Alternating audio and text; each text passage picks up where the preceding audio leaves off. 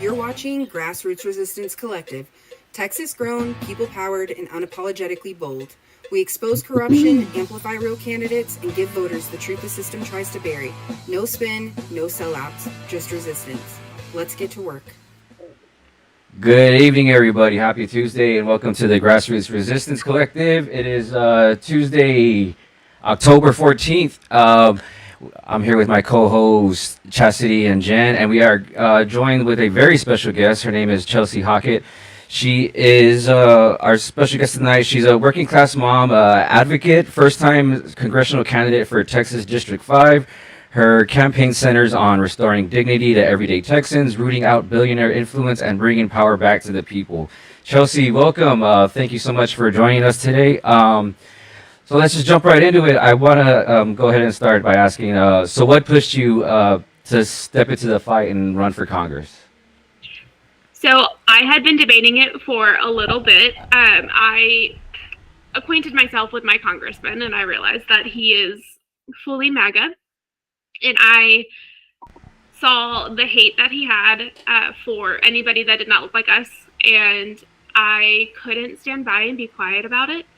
I had somebody slide into my DMs from his comments, and she was like, "Are you a constituent or just educated? Like, what's going on?" Because we would argumenting, like the argumentative behavior and congressional comments is interesting. So we got together and we started our own little thing called Citizens Against Lance Gooden, and we started fact checking him. We organized protests. We just really pushed against him. And I finally got tired of waiting for somebody to step up and run. I didn't have any experience. We had other people that were, in the shadows, and nothing was happening. So I finally was like, I'll do it. I convinced my husband to go along with me, and he was like, okay. And I decided to jump in. I was tired of seeing families suffer and him having nothing to say but the MAGA taglines, and I just couldn't do it anymore. What do you think is the biggest issue for your district that Gooden has not addressed or hasn't addressed adequately enough? So we have a really big issue with eminent domain and water being sold out from underneath of us in our area in East Texas.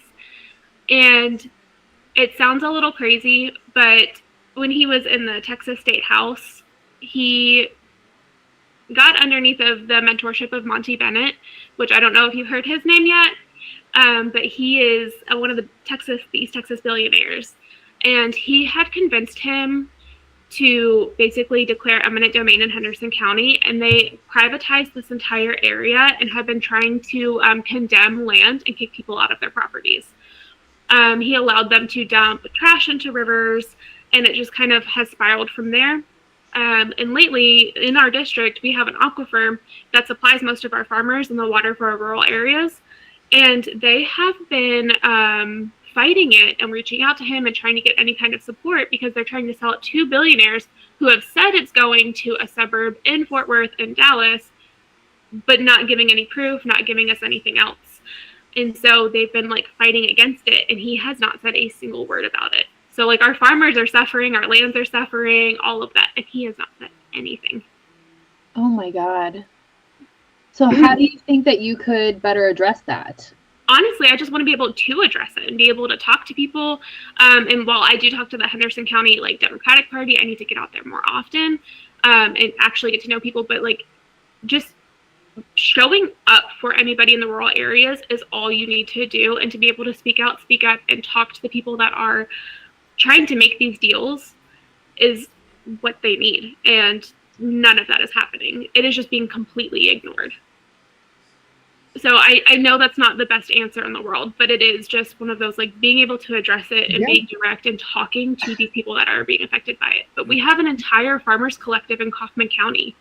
It's very small, and it's a lot of people that are growing home gardens, and they go sell it. They go to farmers markets. They do all of that, and they had no idea it was even happening to them. Yeah, water rights is definitely an issue that seems to be coming up a lot more than it has in the past. And I know it's not just in North Texas; it's also in the Panhandle. It's here in South Central Texas and East Texas. It's water's a valuable resource right now, and you can definitely tell who's where the next rush is going to be happening next. And yeah, and this is something that definitely more people should be paying a little bit more attention to. Yeah. And advocating. Absolutely. Yeah, and I mean, and it is a bipartisan issue. Absolutely. We've had Republicans and Democrats coming out and absolute, like, you know, they're not supporting any of this, and they've gone out to Austin, they've done this, and they have reached out to him so many times, and he has not responded once. That's even such a shame.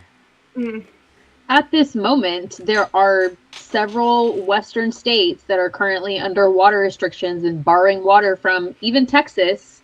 And it's not just blue states, it's red states, blue states. Everybody is losing access to clean drinking water because it's being sold off to private corporations.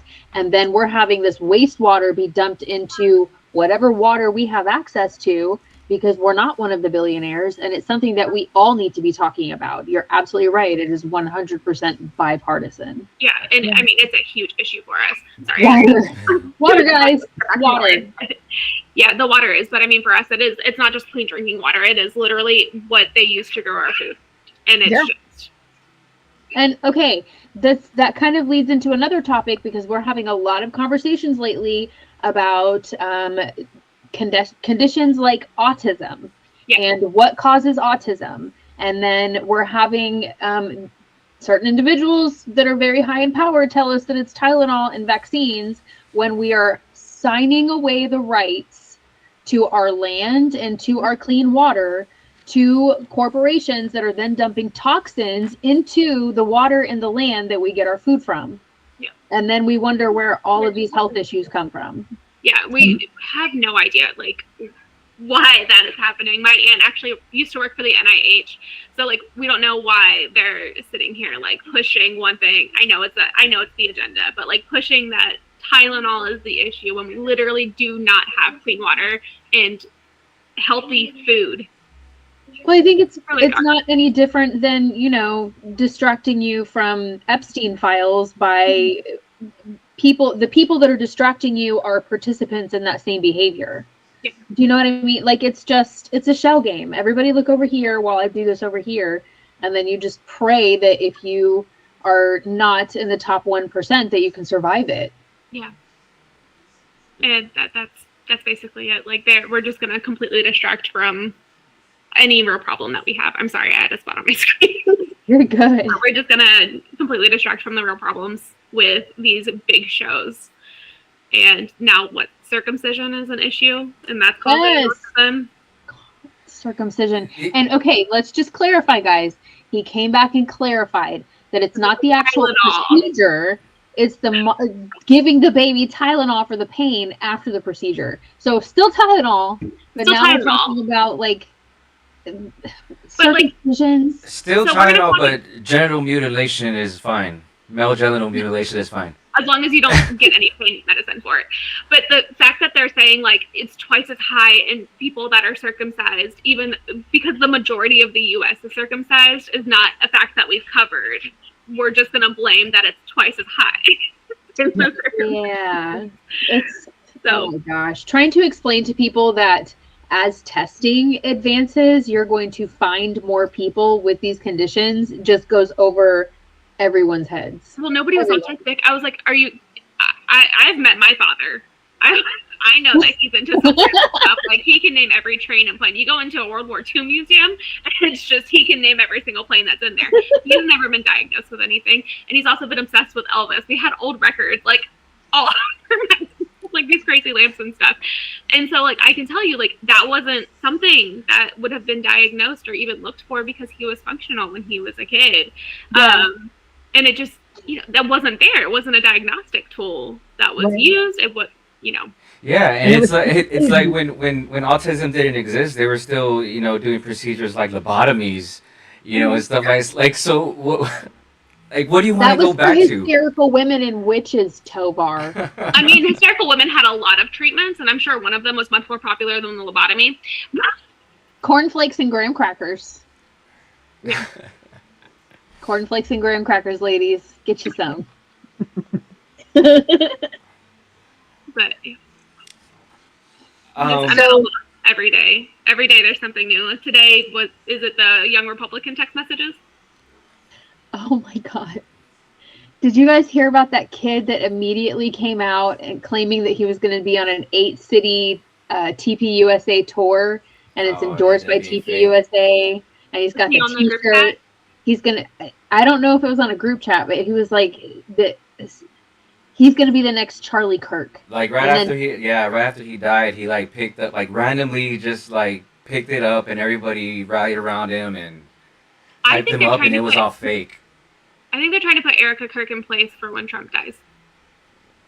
With the rally that they have behind her and everything. If you make that connection, if you start looking at it, you're going to be like, wait a second, because they are literally trying to put her up in that spot. No, but I'm talking the Young Republicans, like the National Young Republican Group.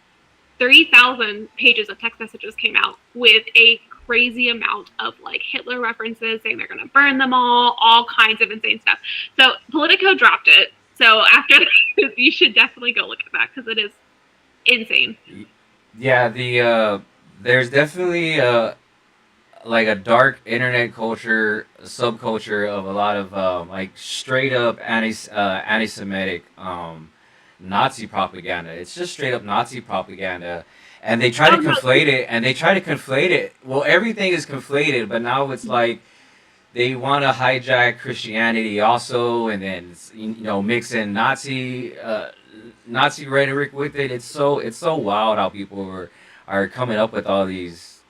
No, this is like Signal Gate level. This is Signal, like where Signal, like all of the Signal chats had dropped. Mm-hmm. This is something like that. This is like a group chat, and it's not propaganda. It's not any of that. It is literally straight like saying that the showers that they were using. Like, they'll take a shower and then gas them. Yeah, for sure. It is horrific, and then they're making fun of me. They're making fun of everything. It is. These text messages are. And they're so good. And we've endorsed that as a country. We've allowed it. We've not only have we allowed it, but we've also said this is okay. It's not shameful. Protected. It's protected. If you go to Germany or any of the countries that were Nazi occupied, I'm sorry, I don't know if we're allowed to say that. Yeah, we can. Okay. This is America. We endorse of protected speech. Like if you have this, if you espouse this ideology in any of those countries that were occupied during that time, you go to jail because they understand that there is danger in allowing those little seeds to be planted. And if you don't stop that conversation immediately, it's going to gain traction, whether it's 1 people, 2 people, 200 people.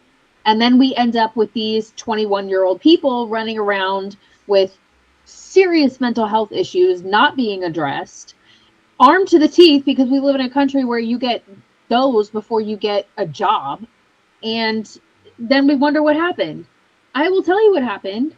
We taught our children not to care, and then we armed them, and then we told them we don't care about them, and that's where we are now. Yeah. I think that's not the world I grew up in. The world I grew up in was very much like if it was Germany or Poland. It's not acceptable that's not an acceptable behavior, period. And then today it is. Yeah. And I think that this extremism from both sides is causing the divide. The extremism from both sides, like every I'm not saying that every single person is responsible for this, right? Regardless of what happened to CK, there weren't a bunch of Democrats lined up to bury the gun, right? There weren't a bunch of Republicans there to hate on them. This narrative of it being a Democrat or a Republican situation here, we're beyond this. This is right or wrong, and acceptable or not acceptable. And with the extremism, we have made this acceptable. Yeah. And it's not. So Chelsey, how do you plan on reaching those those far right voters that you have? I mean, you're in a big chunk of your area is rural.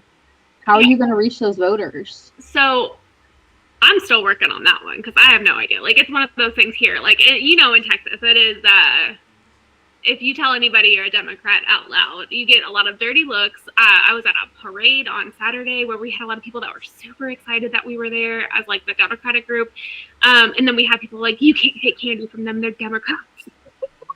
Like, so there's a degree of lost cause in this. And you have to admit, like, you're not going to win everybody over. Yeah. And I would rather focus on the non-voting population than the far-right population, because our non-voting population in our areas far exceeds our far right.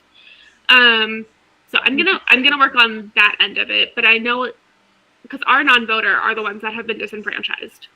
So I'd like to show up in my best form for them to let them know that I do care about what's going to happen to them, and also keep reaching out to the people that are being affected by it, whatever side they're on. So, like, showing up for the farmers that need it, showing up for the union workers, showing up for the people that are being actively disenfranchised, and the people that have already been disenfranchised, and then letting them keep their other bubble over there until they need me.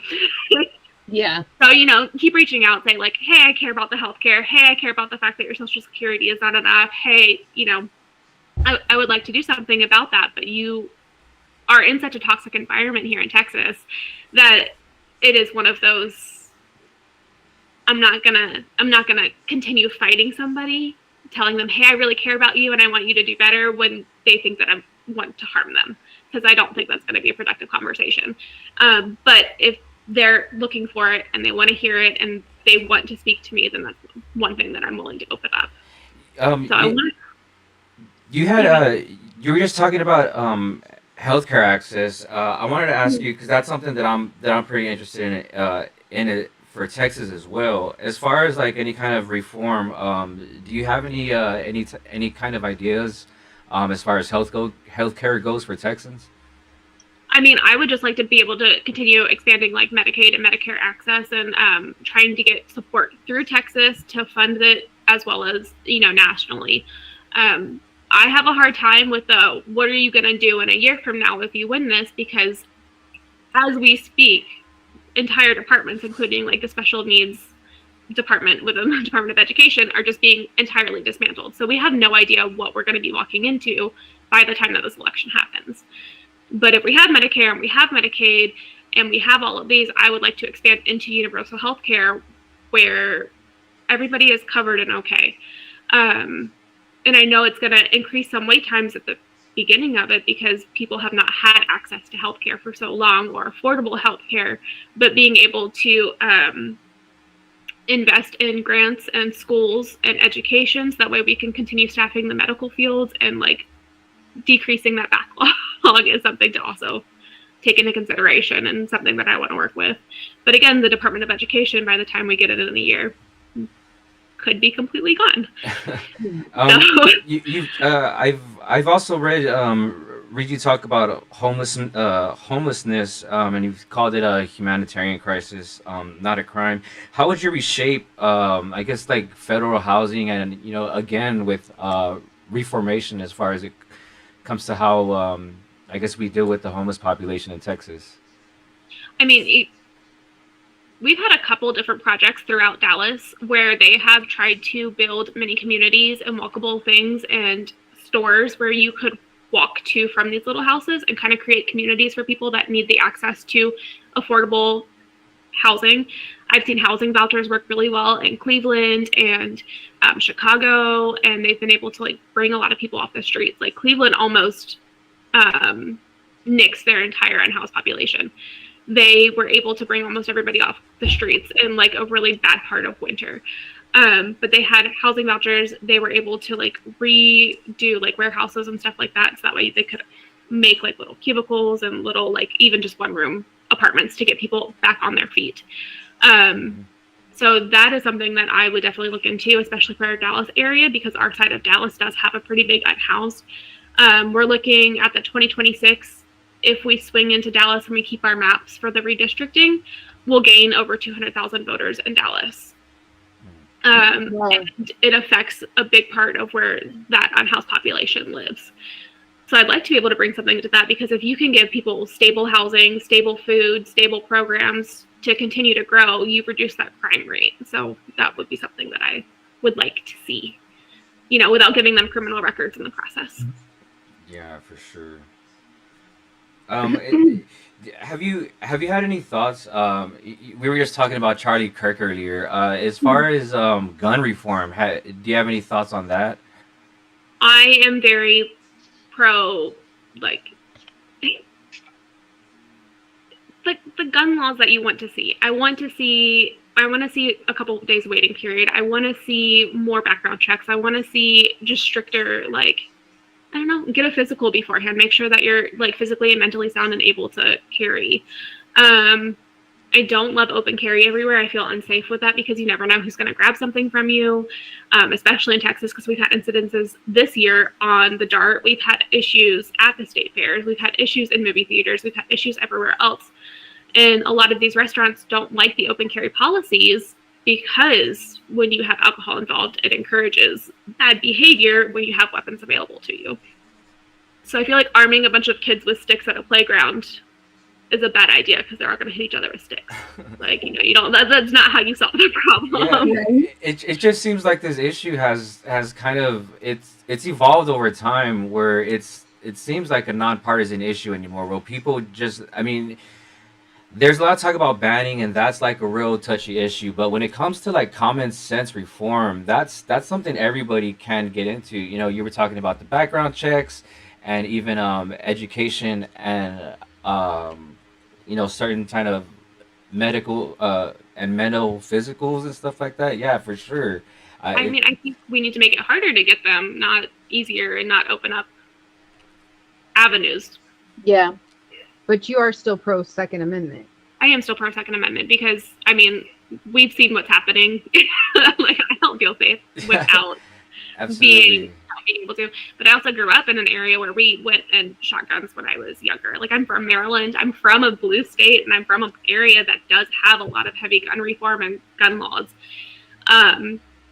But they take classes. They're forced to take classes. They learn how to use their weapons. They learn how to clean their weapons so you don't have backfire. You don't have a lot of issues. And the cops end up being the ones that teach it in Maryland a lot of the times. They'll teach the gun safety so that way you're not caught off guard, and that's what you need for concealed carry. That's what you need to be able to carry. I'm not against it. I don't know any part of my family that does not have a gun, no matter what side they're on. I'm sorry, I don't know if I can say Is it Denmark that has, there's a country in this, one of the Nordic countries that has 0 gun deaths per year. Mm-hmm. There are no gun law, like as far as gun bans go, everybody has guns, but they start education in public school as like kindergartners.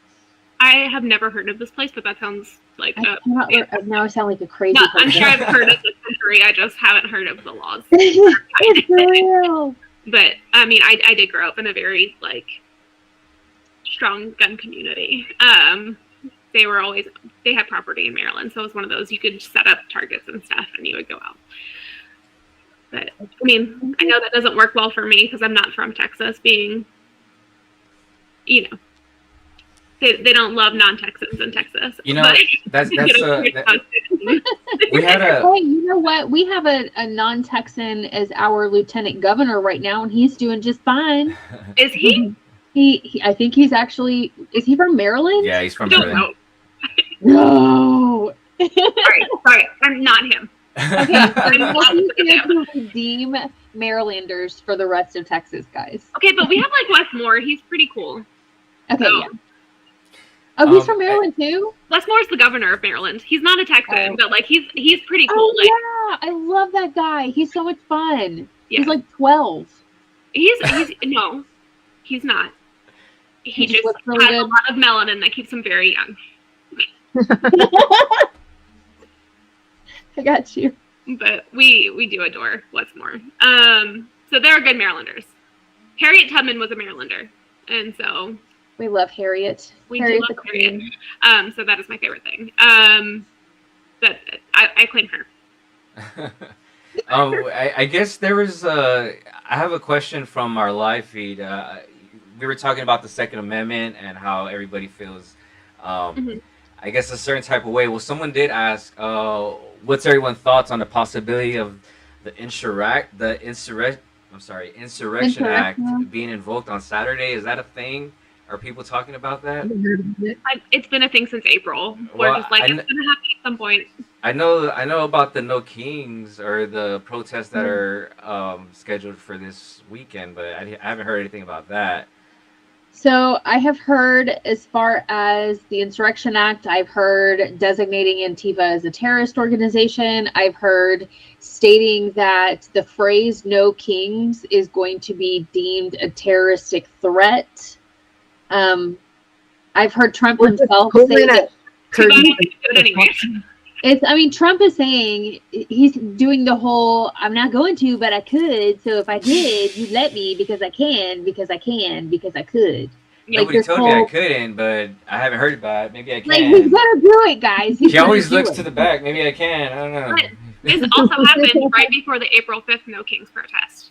Almost the exact same rhetoric. It was the Insurrection Act. It was terroristic. It was all of these threats right before the April 5th one. So I'm hosting one this week. I'm real concerned, y'all. I don't. I honestly feel no type of way about any type of threat from them at this point. I say, go ahead and do it. I feel like at this point, if you're going to come to our front doors and take us, you're going to come to our front doors and take us. So it doesn't matter if you're at a protest or sitting on your couch. I think there's a lot of people. I think there's a lot of people who at this point are like, bring it on. Yeah, let's just finish. Let's go. Let's just. We've been waiting for this our whole life. Sophie Scholl. Do you guys know who she is? No. She's part of the White Rose Foundation. She was a German student back in the early 1900s, 1930s, 40s to be specific. And she and her brother and a professor and a couple of friends they made a bunch of brochures and dropped them all over college campuses, and she got caught and she was executed. But she went down fighting. She was like, y'all are going to come do it anyways. And that is exactly what she did. She was like 21 when that happened.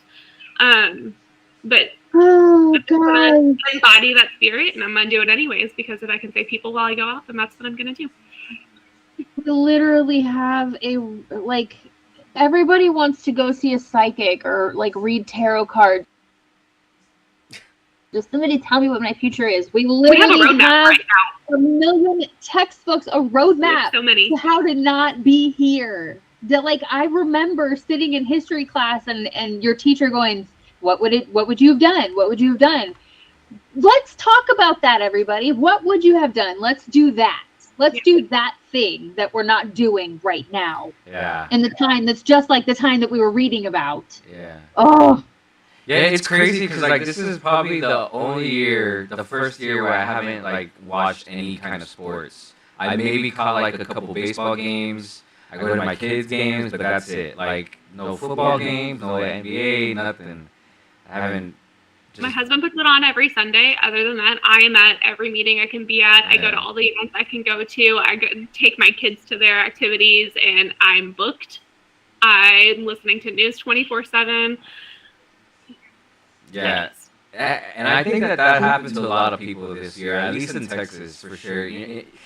We say it a lot on this show, but we got together here around February, in the beginning of the year, and it came from a bunch of Texans who were just tired of not being listened to and having our leaders just ram through whatever kind of policies that they want. After so many people are going to the Capitol and just raising hell about it, they do it anyways. They don't listen. Mm-hmm. They were on their iPads and their phones the entire time while people were speaking. I watched 3 days straight of redistricting hearings. Mm-hmm.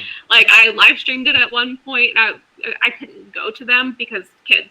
I was on it. I had them recorded. I had everything. It was awful, and the Republican lawmakers do not care in the state of Texas. They don't. Well, those hearings were just to patronize us. Those hearings were not meant to actually take any knowledge from our opinions. That was just to pacify us, to say that they did it. That was all those were. It was political theater. Yeah. It's all just for the record. But I mean, I don't. Here's what I see. I see the Republicans being very blatant and open about it, but the Democrats are backing this up. Yeah. I just want to say that. There are Democrats that are backing this up. Mm-hmm. We have to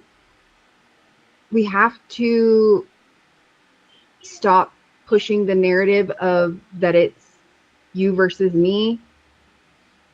And people need to understand that, like, we're being played. This is us versus them. This is top versus bottom. For sure. 100%. And it's all political theater. All of it is backed by donors. They're all bought. My whole view on this at this point is I don't care what side you're on. If I'm elected for our area, I'm going to make sure everybody's fed. We're all going to come together and we're going to fight the top. Regardless. Yeah. I was like, if you don't want to be a part of it, you sit out. But I'm going to make sure you're fed. I don't want you at my table, but I'm going to make sure you're fed. And we're going to fight the top. Yeah. I mean, because when you're elected as a representative, regardless of the fact that the majority voted for you, you're still there to represent everybody. Oh, not according to my congressman. But that's the problem, right? That's why you're running against him. That's why people should be running against the people that are against them. Yeah. I mean, even the president, like, you can't.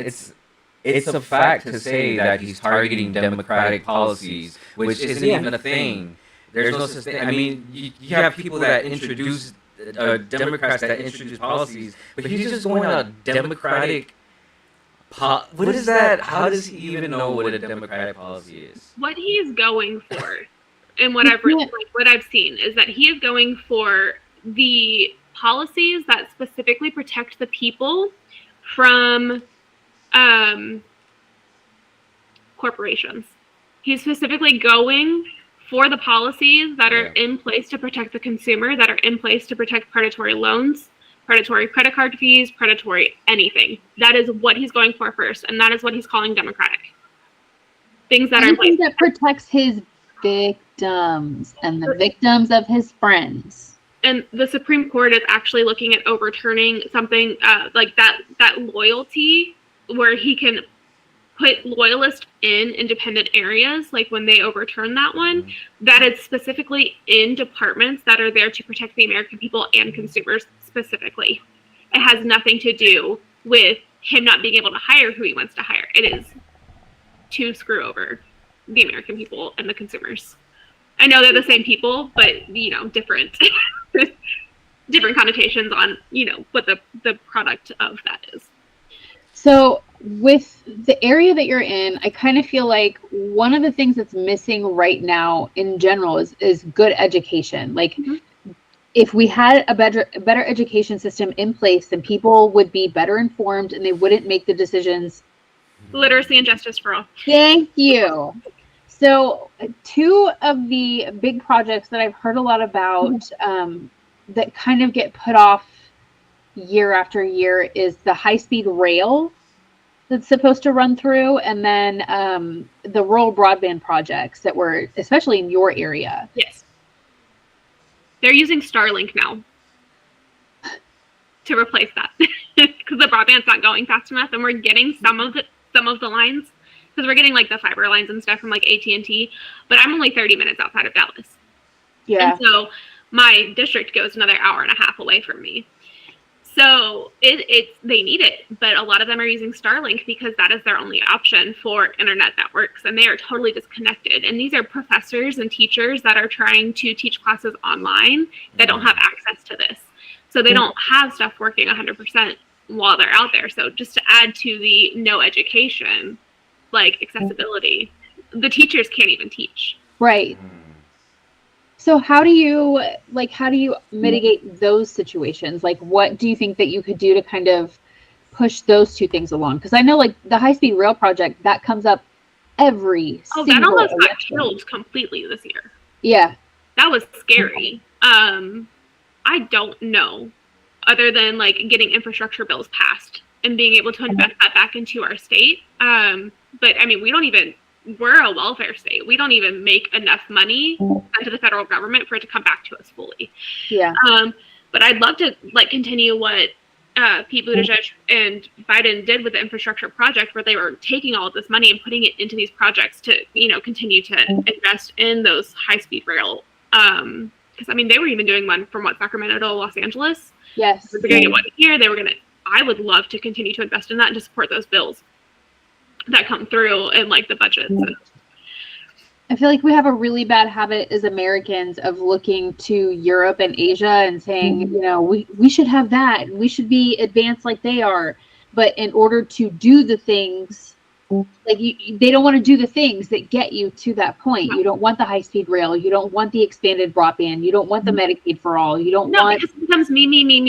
What are you going to do for me? Why does that affect me? I can't use that. Why should I put money into it? Like, we don't want to expand our community. We want to continue to line our pockets, which is, I think, the bad habit that we've gotten into with Americans. It's very selfish and not community-oriented. Yes. Sorry, that was... No. interrupt you on that one. I have a lot of feelings about the me, because that is a lot of my family, and it drives me insane. I've had to... my mom is the only one that I will not leave behind, and so I'm just sitting there, like, shoving this into her as fast as I can.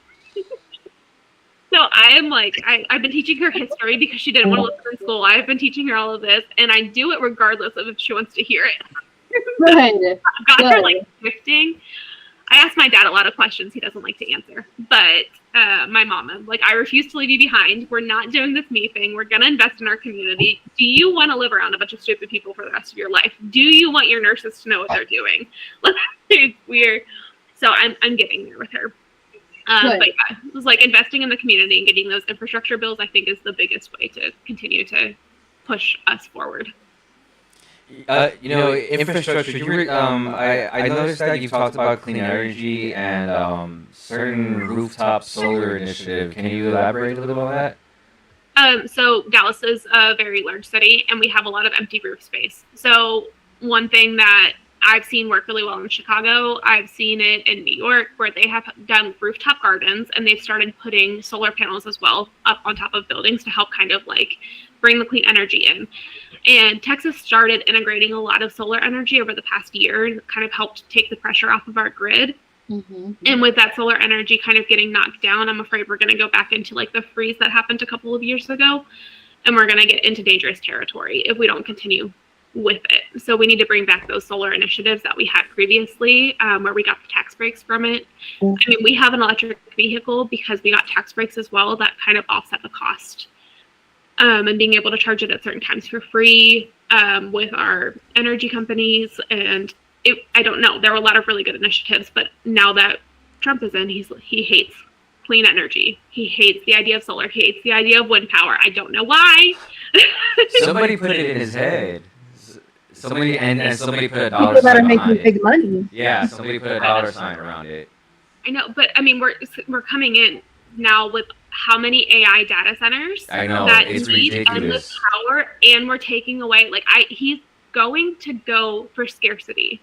He likes the fact that we need him. He likes the fact that we ask for stuff. He likes the fact that we have that. So he's going to demolish anything that gives us any kind of independence. Yeah, he's going to demolish anything that Texas gives him. I mean, the same thing with all these billionaires, and it started with Elon Musk. It really did. It started with him, and now it's like all these data centers. I feel like Texas is going to be I don't know, some kind of weird hub for sure for these new data centers. I mean, we are definitely I don't know. We're the not necessarily sounding board, but we're like the trial run for the rest sure. of the Yeah, for sure. It feels like that. Testing ground. Yes. Like, will this policy work here? And I noticed, we have a couple states. We have South Carolina, we have Louisiana, we have Missouri, and they'll just kind of like bounce ideas off of each other to see what they can get passed. And then they just keep pushing. And they do it in every state, and they just go in a circle until somebody passes it. And then they have, hey, they passed it there. Can we pass it here? And they just keep going in circles. And then it just slowly drifts out into like Indiana, Ohio, and Midwest. And then it just makes its way out. A lot of people ask. A lot of people ask, why they do it and how we're able to let or how they're able to get away with it. And it's because we let them. Like, we literally let them, and they do it. It could be illegal all we want it to be. But if no one's gonna enforce it, if no one's gonna call it out, they're just gonna keep getting away with it and keep doing whatever they want, taking whatever they want, hooking up all their friends. And it's getting old. It's getting really old. So since I have developed opinions on the government system, I have always been very against the Electoral College, and I have always been very against the two-party system. Yes. And so I have, and while I'm trying to go on the Democrat platform, I'm sure you guys know who Kendall Scudder is at this point, where he's pretty progressive, and he's bringing in this new life into the Democratic Party, and he has raised almost $2 million since January for the Democratic Party. So like seeing that is really cool, because I'm like, okay, so we can get progressives in here and we can take back this party that I already am not a fan of having, like, in a massive two-party system, but hopefully be able to like break that down to where we can push it back the other direction, because I think having that two-party system created a lot of moderates that have allowed us to continuously like push towards the right. Because I mean, at this point, like, is the DNC even a left? It's not even a left. Like, no, the DNC, it's like center. The DNC is the RNC with a different letter. They are the same thing. They are there to tell you who your candidate is going to be and then pick the winner for you. Yeah. I learned everything I needed to know about the DNC in 2016. That taught me everything about those two entities. I mean, just slowly seeing everybody like, oh, we can compromise. Oh, we can compromise. And we have literally compromised ourselves out of sanity because we allowed the moderates to take over an entire party that was supposed to be representing the working people, and tried to be reasonable and tried to follow some rules. And so you get sucked into the system and like just taken out. And I feel like that's kind of where we've gone. And so I would like to, continue with what the TDP is doing and bring in the progressive voices and just feel like we can stand and we can speak out. We interview a lot of Democrats, candidates who are running as Democrats, and one thing I've noticed that a lot of them, they'll come on saying they're Democrat, but when we get to talking to them, they're like, well, everyone's pretty much an independent in Texas, and I feel like that's exactly what everybody is in Texas. Texas is so special to me. It's so special to me that I feel like a Texas Democrat is nothing like an everyday Democrat outside of the state. I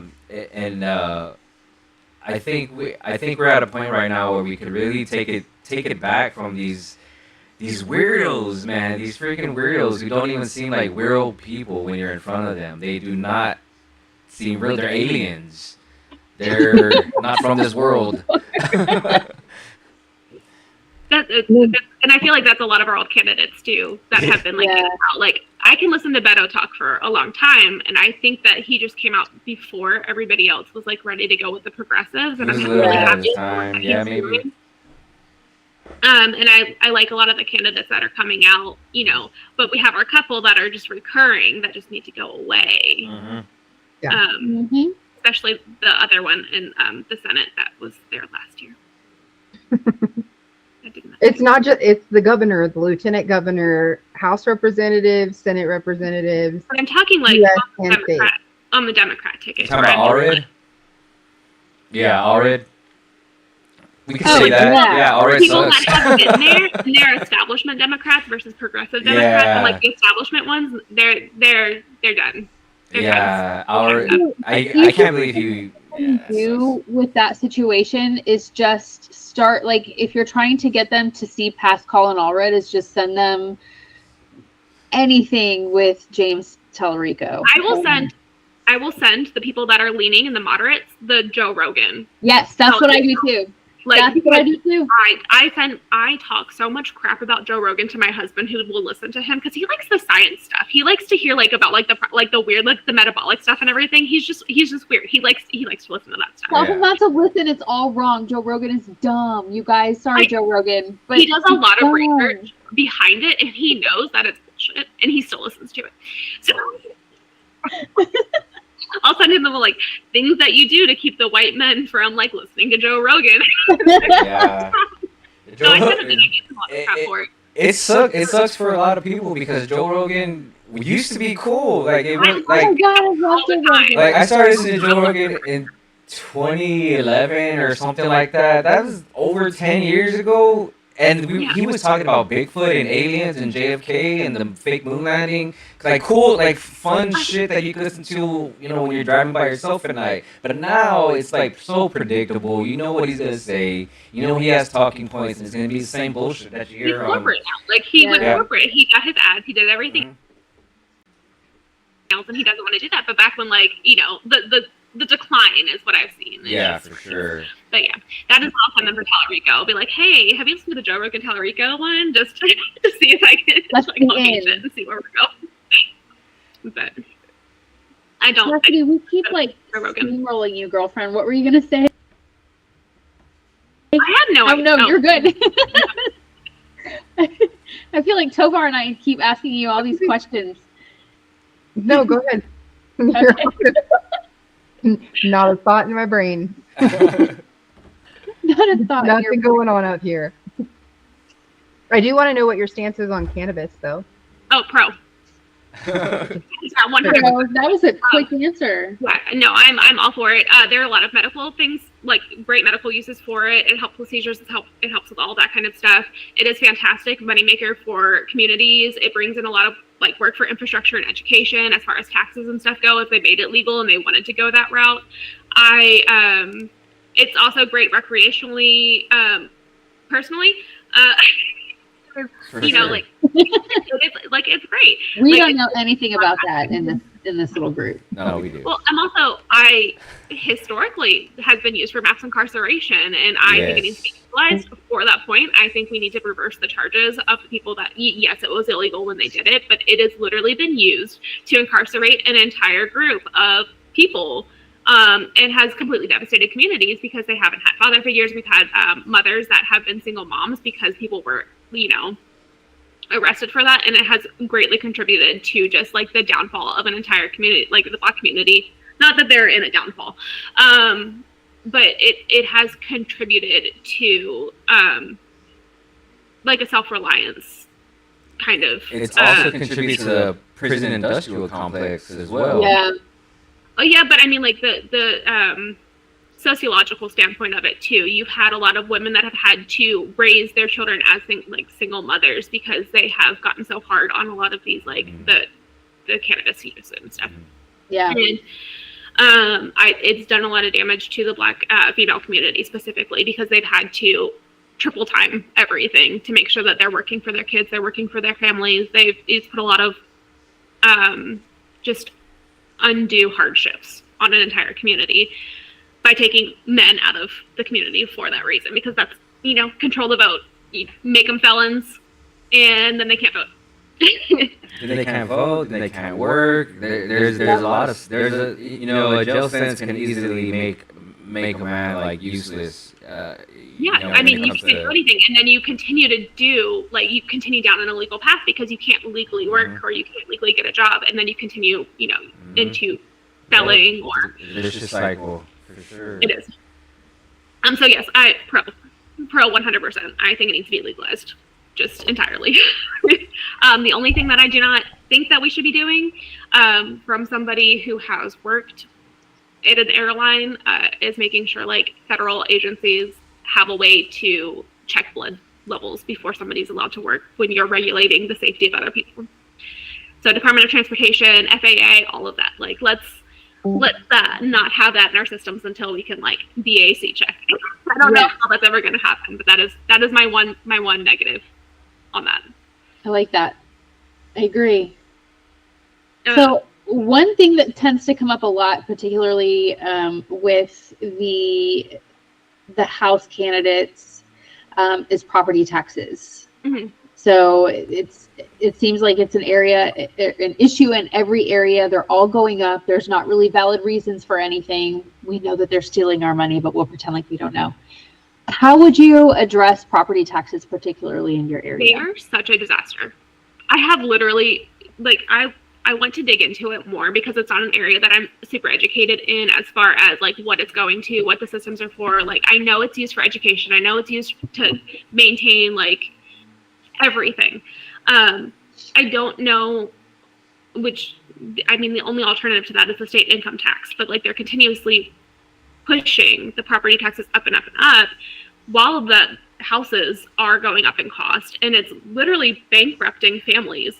Yeah. In my neighborhood. For sure. Especially with the, being on fixed incomes and Social Security, because we have a lot of elderly people in our area having any kind of disability, and like watching the property taxes increase with the increased cost in houses, and these houses are not worth it. Like my house has gone up in, I don't know, by like $150,000 in the past 4 years. Yeah. And it was a $100,000 house to begin with. I don't know. Like, I have no idea what the absolute fix for that would be. I feel like it's something that you have to get into and really dig deep into it. The only alternative, I think, to the property tax, though, to keep your system functioning is the state income tax or relying solely on federal. But, I mean, there's even talk right now about abolishing property tax totally in Texas. And I'm like, how are you going to do that? How are you going to pay for anything? Your potholes aren't going to get fixed. Your signs aren't going to get fixed. Like, we're not going to have water maintenance. It's like when you take your kid's phone away and then they make you mad, so you go, well, I'll just break it.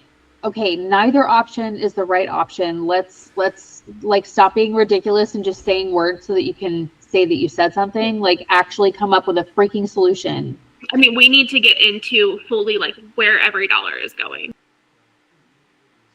Yeah. And I think there's been a lot of what? What do you mean, Greg Abbott giving away contracts to his friends? What are you talking about? We don't do that here. Or the $200,000. I'm sorry, that was sarcasm. You're like, oh no, wait. So do you have any promises that you're making to, your constituents? What are you trying to accomplish for them? Like, what is your? I think 4 years ago, your pain point. had a promise. I don't think now you can promise anything because we have literally no idea what a day-to-day looks like. Like, I'm going to go back to what I said earlier. We have entire departments getting abolished. We have no idea what it's going to look like. And like, my promise is 100%, is I will do everything I can for the people.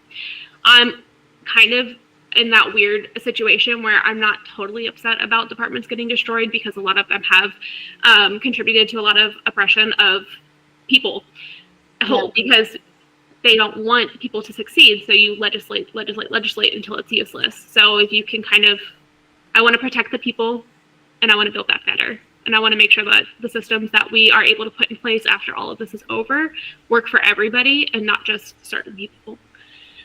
So I was like, while I can't promise that I'm going to do everything for everybody, I would love to abolish ICE and give all of that money to teachers and unionize the entire country.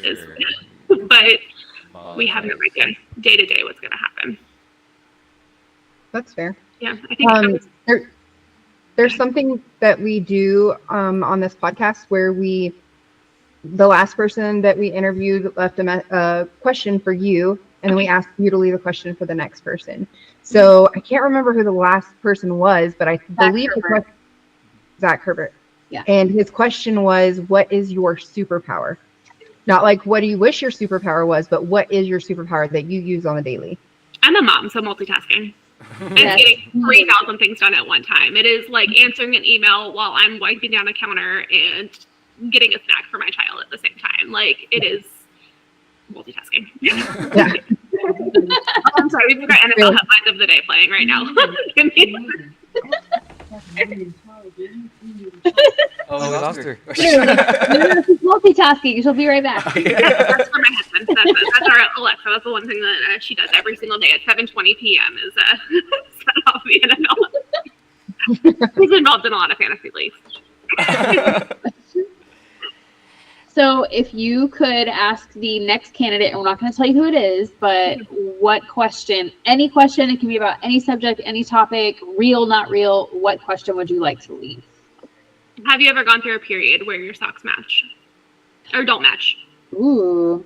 Where they don't match or they do match? Don't match.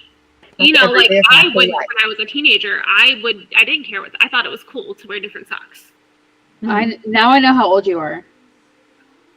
I'm a millennial, but I was barely. just going to say that. I I made the cutoff by 3 years. my socks only match because I have to buy them and I wear them once and then they disappear. Oh my gosh. I have a 27-year-old daughter and a 31-year-old sister that I helped raise, and I don't know if you remember this, but they started selling packages of mismatched socks because But like, what was the point? What was the point of having matched socks? I live in a house all full of girls, and I have so many black socks, but I wear pink socks almost daily. Because I don't know where my socks are. yeah, I just have all the same socks. I will only wear socks from Costco, the KB brand. I don't know if anybody else is really weird, but I don't like how the seams feel on my feet, and I have to have a very specific material for socks. But they used to come in like the different colors. Did you take Tylenol as a kid? And I took a lot of Tylenol during pregnancy. So my kids are extra special. Yeah, I think millennials are Tylenol babies. We were the Tylenol babies. All of us. And now we're telling people that it's the Tylenol. Sure. It wasn't everything else that you didn't record whenever we were young. Yeah. It was definitely just that. I do think that millennials have an advantage because we had so many processed foods that our skin is still like Ever? yes. It's formaldehyde. We're literally pre-embalmed, you guys. So that's what I think the advantages for the millennials. I don't think we have any other advantages in life, but that one is. It's like great skin. And when that fails, there's always Botox and BBLs, so, we'll be fine. Greg Abbott has both. The BBL too? That's why he's always in a wheelchair. All right. This is Chelsey Hockett. It was very nice meeting you. She is running for... Wait, Chelsey, where can we find you? What's your socials? Okay, so on TikTok, it's Hockett for Congress, and that is where I'm mostly unhinged. Everywhere else is Chelsey Hockett for Congress on Facebook, Instagram. I am horrible at Blue Sky and all the little things. I don't like having 8,000 platforms, so I'm not very active on those. But also, website Chelsey Hockett, FORcongress.com, because I don't like putting numbers into things. Nice. Sounds great. All right, Ms. Hockett, thank you so much for joining us, and good luck. And hopefully you can see us again. Good luck. Thank you. All right, we'll see you. Bye. Bye.